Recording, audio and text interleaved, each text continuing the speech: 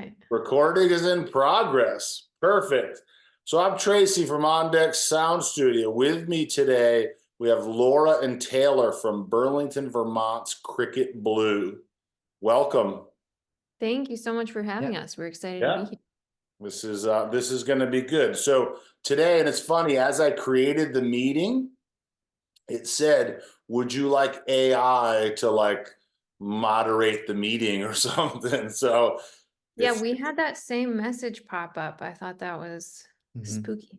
I haven't used it yet, but I think it's a summarizer. I think Zoom will transcribe and then also give you like a summary rather than a full transcript of what you said during the meeting. That's why. Yeah, I was afraid to use it because I figured it would just screw everything up. But I almost feel like we probably should have as an experiment for this. But next time we talk about this. So today we're going to talk about AI in music. I've already told them off camera, I guess on camera, before we started the recording, that even though I'm a musician, I'm typically not this pale. I have been out in the sun a couple times, but Zoom is doing that thing to me where I look like a corpse, but that's okay. Do you want to maybe tell, so Taylor, you work in AI or in something. Maybe you might want to explain that so we know who's on the panel today. Sure. So yeah, for the last couple of years, I've been trying to help out with a couple of different projects relating to AI safety. So yeah, there are risks that AI is going to pose as it gets more powerful, that we want to sort of head off ahead of time by solving certain challenges about how to control and direct AI to do what you want it to do instead of doing other stuff that you don't want it to do. Gotcha. Yeah, so that's the main thing I think about. So if this were like X-Men, you would be like the guy, like the scientist trying to figure out how to stop the things from going horribly wrong or something. Yeah, I guess that's right. Yeah. I don't know. I don't feel especially qualified to be the guy.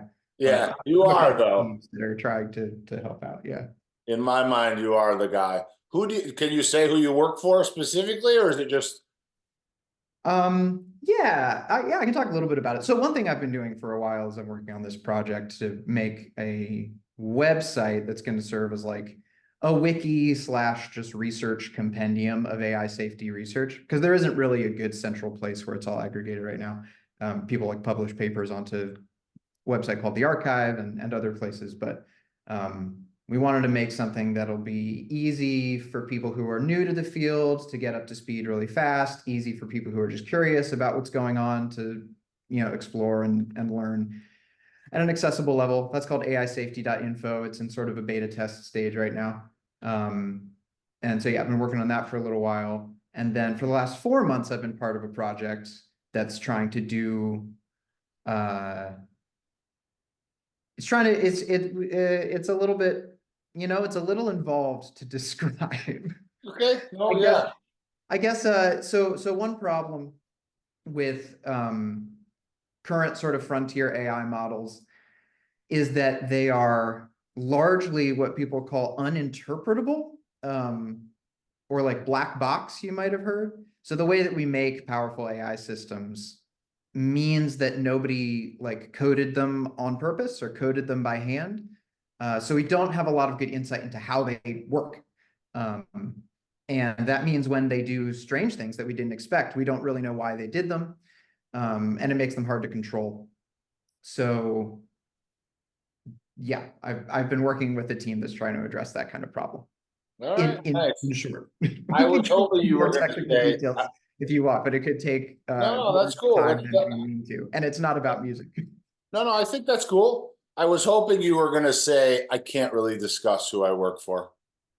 That would have been sometimes with over the years. Taylor has consulted for several companies, and sometimes what he's talking about, he can't tell me about. Sometimes I'm not supposed to talk about it, but it's never. If I did talk to you about it, it would be disappointing. You'd be like, "Oh, that's all you weren't supposed to say." Yeah, I'm not trying to follow the rules, but no, I'm not part of any like secret, cabal that's trying to make things go right. In fact, as far as I can tell, there is no secret cabal trying to make things go right. It's just a lot of, people doing, trying their best. the Wild West out there. Yeah. So yeah, I thought it'd be interesting just to talk a little bit about AI and music, where I'm kind of at that point struggling a little bit, where like, part of me wants to make the studio, On Deck Sound Studio, an AI free zone, get like a sticker that says we don't use AI, and start that movement where part of me feels like, at least on the creative side, there's something about creating art that speaks to our humanity and all that stuff, where and maybe we can, by the end of this conversation, we can come up with some criteria of what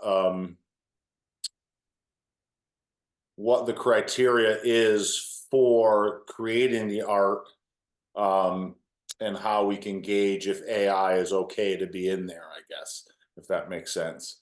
Yeah. So and Laura, if you want to tell us a little bit about yourself and your experience with AI, or. Oh, wow. Well, I'm Laura. I am in Cricket Blue with Taylor, and my experience with AI is that I work full time for Cricket Blue so that Taylor can do the work that he does in AI and not have to handle all of the logistics of Cricket Blue. So yeah, I don't have I wouldn't call myself more educated than the average person on AI. I think it's really interesting. It's been coming up a lot.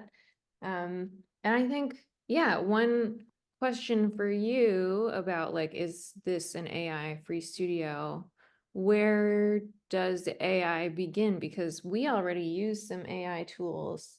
Like we use a program called Isotope that analyzes sound and can take noise out of recordings or take clicks out of recordings.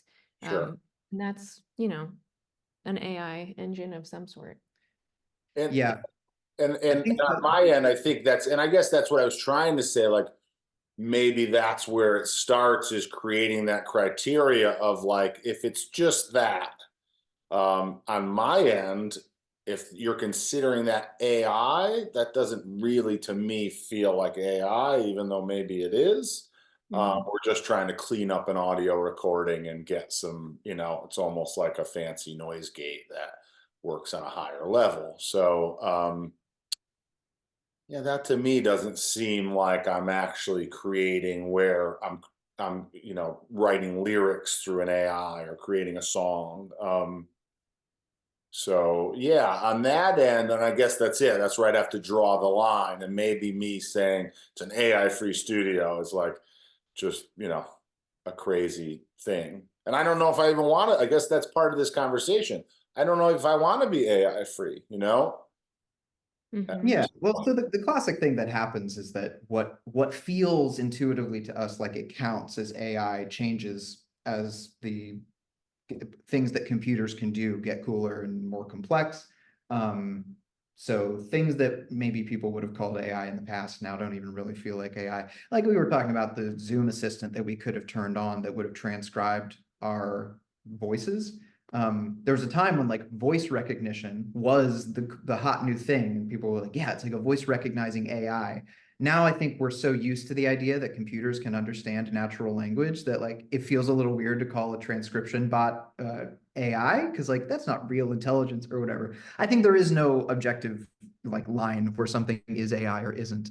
With art, I think what people usually mean is something like generative AI, right? Where you're using the AI to produce something that you yourself didn't, produce. You're not altering something you created. You're like getting it to generate something new. Yeah. That feels like a pretty clear line to me. Like, And agreed. And I'm in that same boat of that being a line that I don't want to cross, for sure. I think, I know it's considered AI, like Peter Jackson, maybe that's one of the famous examples with the Beatles documentary, where they use some form of AI to enhance the voices to get them clarity to that, where we could hear what they were saying and all that stuff. And to me, again, not being a computer guy, that doesn't feel like AI to me, where like there's some intelligence that is like, and maybe that's it. Maybe it's creative AI, using the creative side of the brain rather than the technical side. Yeah. You know, I know there was, and we can kind of, I'm sure we can cut this in here and in post. There was a song you all had. I forget the name of the song. Maybe you could talk about that. Sure. Yeah. Actually, do you want to tell the story of that, since you were the one who? Yeah, I was just playing around with one of the generative like music AI that they have now. I think it was one called Suno. And just for fun, I gave it a prompt that described an existing Cricket Blues song that Laura wrote called Hare, Hare, like a rabbit, which is a song about a rabbit's body slowly decomposing over time. And so I described the song to the program. It was like folk song in 6/8 minor, wistful, about a dead rabbit or something, just to see what it would come up with. And I sent it to Laura because I thought the results were pretty funny. And then you posted it. I think that's how this conversation came to be. Yeah, for sure. And I heard the song, and that's kind of what generated this idea of this whole meeting. Laura and I were talking, so it'd be fun to just come on and discuss it as this conversation is happening more and more, where it felt very, while I didn't like the version that it came up with, it was actually a version that was like, wow, this is a song, and there's a melody, and there's some spots in it that are decent. And like this scary thing of like, you know, and I guess the fear for me is, and maybe it's not a fear, but it's that thing of, for me, coming up in an era where like, you know, I spun records to learn songs and really got into it and had this creative outlet, where you kind of really had to like love it and practice and do that thing. Are we going to lose that, where if I'm a 12-year-old and you say, well, you can practice guitar for 4 years, or you can just put a prompt in this AI thing and it'll write the song and play for you. Seems pretty easy to be like, hey, cool, I'll use the AI thing. And are we going to lose some of those creatives to that, I guess? Yeah. I've thought a little bit about this. I mean, this is, to be clear, I'm not at all an expert on art AI stuff. Like, that's not really what my job's about, but I've thought about it a little bit. I think, listen, Taylor, this is the internet. So we just come on and talk like we're experts about anything. That's right. That's what I do. I just come on like, yeah, I'm going to host a panel on AI, which I know nothing about. And that's the beauty of it, you know? Yeah. So well, there are a lot of ways that people relate to music, both consuming it and making it. I think some of those, some of the roles that music plays in culture and society seem pretty easily fillable by AI musicians, and some of them don't. I think so. A lot of these generative music AI programs seem sort of predicated on the idea that people want bespoke music for certain situations. Like, they market themselves as, look, you're on the bus and you can enter a prompt like for the moment you're in right then, right? Like, rainy day, bus drive, headed home, folk song, and you would listen to it. I think they're not really, at least so far, they're not really pushed as you would generate, say, an album of 12 songs and then love it and then listen to it over and over again forever. It's this like situational idea. And so I think that works really well for things like background music, both in-person background music, right? Like, if you're in a restaurant and you want, you know, Italian vibes, you could just put that in a prompt and it could generate music for you forever, like accordions and violins. Cellos just start spitting out. Right. Or, you know, I don't know, background music for commercial purposes, like advertisements, like or whistling and clapping. whistling and clapping, right?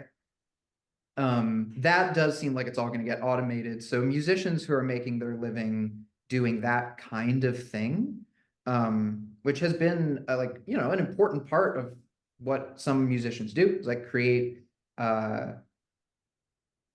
music that can get bought to be used in commercials and things like that. I think that's all going to get automated, so people should get ready for that.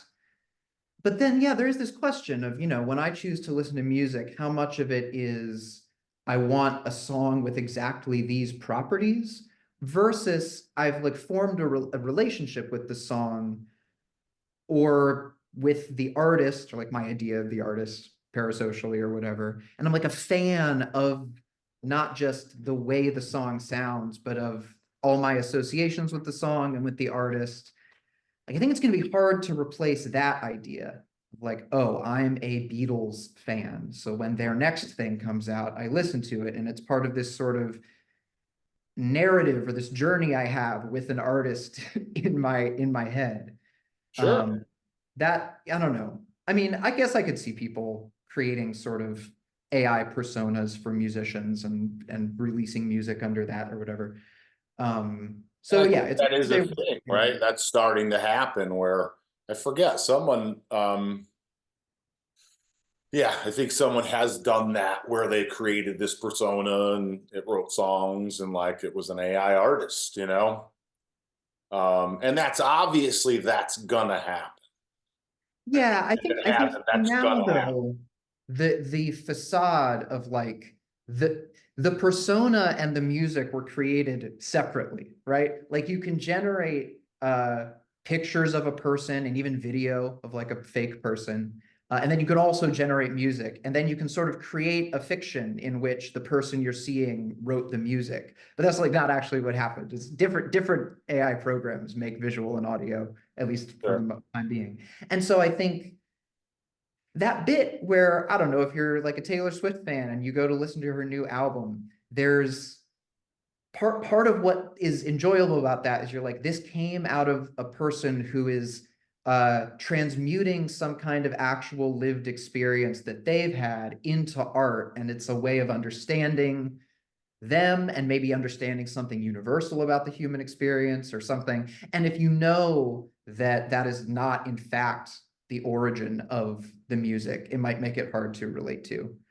in one of the ways that we like to relate to music. But I don't know. I mean, maybe people who grow up from a young age with the idea that computers can make songs won't miss the thing I'm talking about, and maybe it'll just become very common. It's hard to say. Yeah, that's it.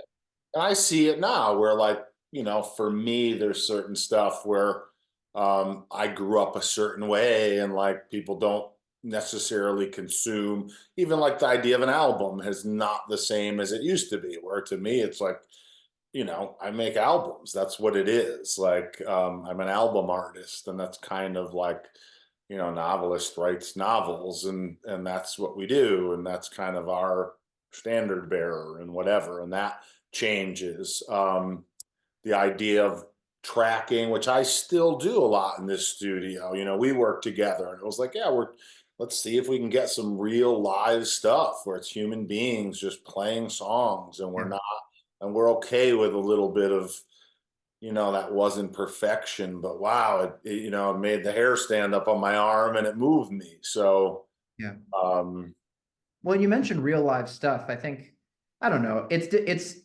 think it's dangerous to draw analogies too directly from like previous technological shifts and say, oh, people in the past were worried about such and such, and it was fine. So like we shouldn't be worried now. I think that doesn't always work. But when even recorded music first became a thing, my impression is that there was at least some branch of thought that this was going to cheapen yeah, real music, which was live performance. That's the only way that people had ever been able to share music with each other.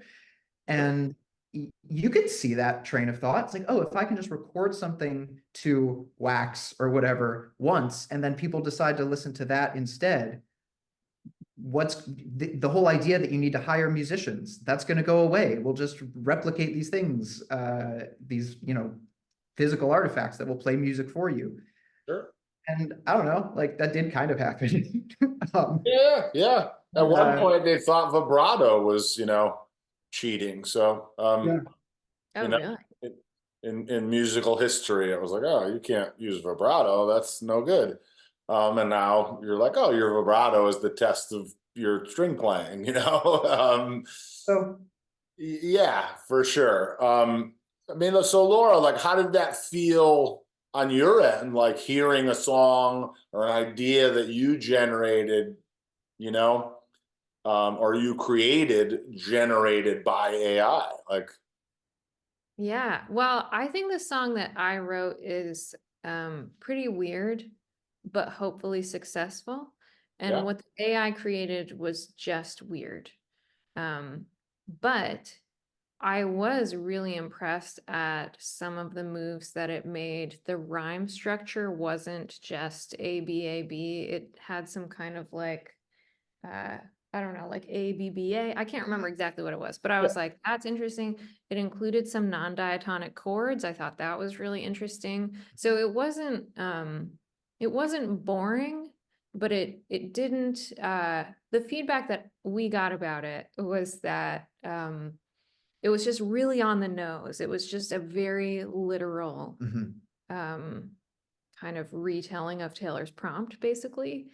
Uh, but I will say, since then, I have heard an AI song that I thought was actually good. I don't think that the rewrite of Hair was good, but Taylor sent me a couple songs Yeah, well, so the tech has gotten better since I sent you that first song, in however many January. months ago that yeah, was. yeah. So there's now a new model of that same, from that same company or that same line.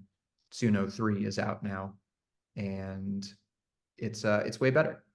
This is the whole thing about AI, is that the trajectory is the thing to really think about. I think people sometimes get hung up on parsing exactly what current AI can and can't do, and then they try to make predictions about which aspects of human labor it's going to automate based on what it's good at right now.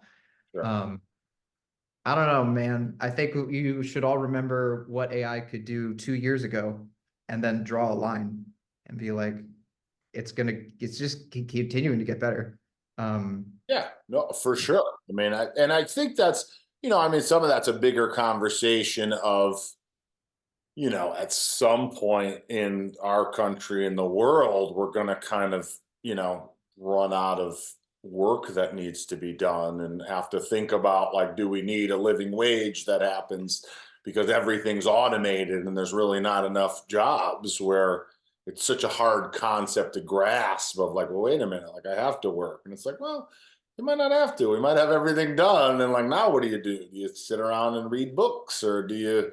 So there's this weird, and I think for a lot of people, I think all of us, it's hard to imagine, wow, 50 years from now, that might just be the thing where, like, you know, um, we all take a Soma pill and, um, just accept it, right? Yeah, yeah, for sure. I So mean, that's, yeah, in I would, Brave New World, they took a pill called Soma. yeah, yeah. Right. Although there they were sort of being drugged into complacency, right? It was Yeah, like but that's at instead of some point, maybe getting, that's it. With their need to just say, like, hey, we need to drug them into complacency to, yeah. to make I this don't happen. know. I mean, I think the best case outcome where we're able to automate all labor is that then we just get to do whatever we want, including like meaningful human experiences, right? And Like that's it. if you automate away jobs, what you're left with still includes like most of what is good about life, and then you 100%. can do more of that. Um, but we definitely need to get our act together on figuring out how we're going to decouple income from labor. Yeah. As more and more of the labor that people currently do stops being done by humans. And that's it. And I think that's part of what the musicians are struggling with. I think certainly in, like, voiceover work, I know someone who had, a Yeah, bunch of, great clients that were like, hey, listen, we're sorry, we're not going to use you anymore. We can just put a prompt in and then select every language known to mankind, and it spits out our ad for every, market we're in, every country we're in. and it costs us $30 a month, you know? That's a tough one for sure. Yeah, I mean, there it's just like all the work stopped. And you're like, wow, that's yeah, and I certainly I don't know. Maybe we could solve it in, I don't know if we're gonna run out of, maybe we have 15 more minutes. Maybe we could solve all of this. On this Zoom call? Yeah, I think we could probably figure out how we get everyone to have a living wage. Universal basic income. We have to do it.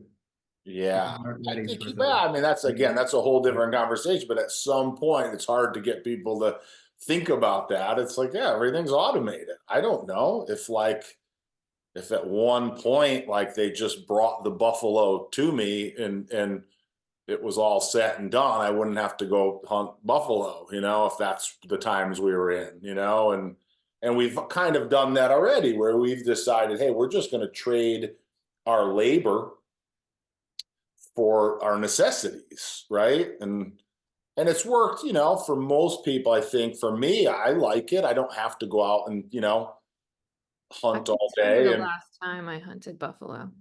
that's it, right? I mean, I don't have to go fetch water and like do the stuff where it's like, man, that's super hard. I get to just, you know, sit around and make music, and they trade me a piece of paper that I then go trade in for the goods I would have had to hunt and It gather. used to be a piece of paper. Now it's just the idea of money.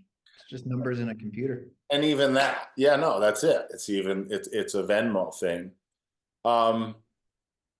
With music, I'm kind of interested. I can imagine now that I've heard an AI song that I thought was actually good, it kind of makes me think about the question of where is the value of a song? Because I have a certain amount of intention when I'm writing a song, but that experience of the song that I have when I hear my own song is different from the experience that you have or that Taylor has or that a stranger has. And so much of my relationships with songs have to do with kind of what I've mapped onto them, other people's songs, I mean. And so like where does the song become meaningful? And I think AI might shift all of that meaning making to the listener rather than to the artist, because the artist isn't really going to have intention anymore. Yeah, that's really interesting. We find a lot of beauty in unintentional things, right? Like the way that you experience nature, the way you experience trees and sunsets and stuff. It doesn't rely on them having some sort of authorial intent. Wouldn't it be weird if we lived in a world where human art just became so abundant, right? That it was like naturally produced by some kind of AI or algorithm, and you just went and experienced it the way you would go for a walk in the woods. Odd to think about. Yeah, it's fun to think about. Yeah. I kind of think that live music is going to become like the craft, the hand-built furniture of the music industry. I think a lot of listening music, like that you would listen to in your headphones, is going to be made by robots pretty soon. Yeah, and it may be. And honestly, the idea of music as an industry is a relatively new concept, anyways. You know, if we zoomed out, we'd look and be like, wow, there's this little blip where people really felt like that was a career choice and a mass amount of people. Where at one point it was more folk artists just playing songs for the joy of playing songs. Yeah, it's super interesting. We have like 8 minutes left. So, yeah, and I'm not sure. And I should say too, to anyone that's watching and listening, I'm a super big, you know, Cricket Blue fan. I think your songs are amazing. I would way rather listen to your version of Hair than the AI version of Hair. Yeah, it's such a hard concept to think about because I mean, that's what's interesting to me is in the human experience. And that's what makes me a fan of it because I like the way you think about things. right? And so when I hear your songs, it speaks to me in a way that it's interesting the way you've presented the idea, which I think, to me at least, is kind of the mark of good songwriting, is that, and it is like AI right now feels a lot to me like a beginning songwriter, where they say, like, I drove down the street and I saw a thing that made me feel this way, and then I did that, and I did. It's very, these simple concrete ideas, rather than saying somehow, how do you say I drove down the street in a creative way?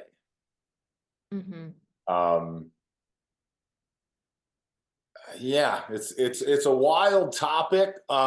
Maybe should we try to come up with a criteria? We have 6 minutes and 45 seconds. A criteria that we can live with for at least this week, because a week from now, AI will be completely different.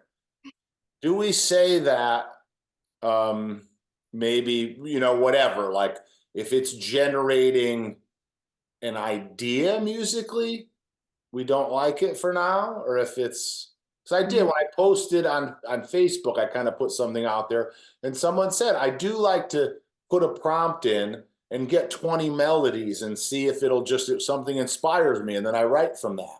Or I get 20, I say, give me 20 phrases about a moon, and it spits out, dark moon, this moon, that, and does one of them inspire me to write a song? Is that a good thing? So I'll leave it to you two. Maybe Cricket Blue can come up with a that seems fine to me. I mean, I actually think that I don't have any like moral opinions about this. Like I don't want to tell anyone what's good or bad to do. But I don't know. People have been injecting randomness into their creative processes forever. Sometimes that blank page is so overwhelming that you just have to throw some constraints or some nonsense down by whatever process you can. Using an AI to do a first draft of a melody seems just like an extension of that. Seems fine. I don't know. Wow. Laura, your vote?